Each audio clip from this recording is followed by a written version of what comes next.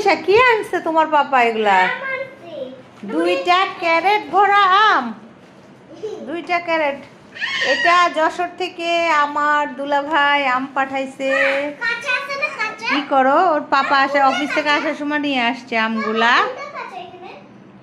দুইটাই কাঁচা, না একটা পাকা, একটা ক্যারেটে পাকা, একটা ক্যারেটে কাঁচা। দেখি আমগুলা, দেখি দেখি আম্মু আমগুলা ই করি।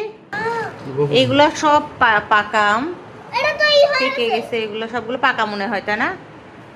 হ্যাঁ, আর এই ক্যারেটে দেখো না, এগুলো সবগুলো হচ্ছে পাকা। অনেক বড় বড় আম, হিমসাগর আম। এটা এটা হিমসাগর। এত আম কবে খাবো আমরা? মারা, তোমার ফেভারিট আম। আমার মেয়ে বসে গেছে আম দেখার জন্য, আম দেখার জন্য বসে গেছে। আর আনিশাটাকে আম দিয়ে ডাল খাবে।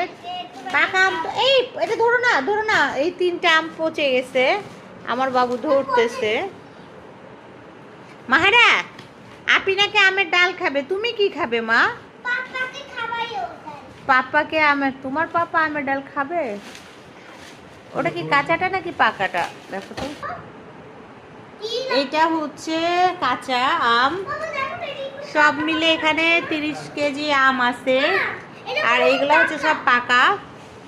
আমার বাড়ি থেকে পাঠিয়েছে আমার দুলাভাই আম আমাদের জন্য। আচ্ছা, পাকা পাকা আমরা খাবো, সবাইকে দিব, খাবো। আর মাহারা তো মাহারার পাপার কোলে চলে গেল। এই বুড়ি, তুমি কি বুড়ি হইছ? বুড়ি হইছে। আল্লাহ, আরে আম খাবে না? চলো তোমার পাপাকে নাস্তা দেই, তারপরে।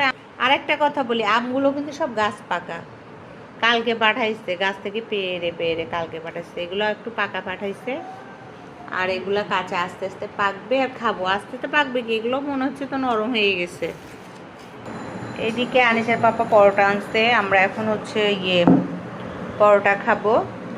আমি গরুর মাংস রান্না করছি, সেগুলা দিয়ে খাবো।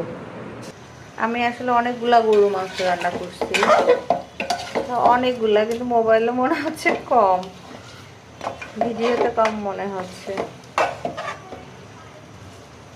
এগুলা দিয়ে এখন হচ্ছে আমরা পরোটা খাবো।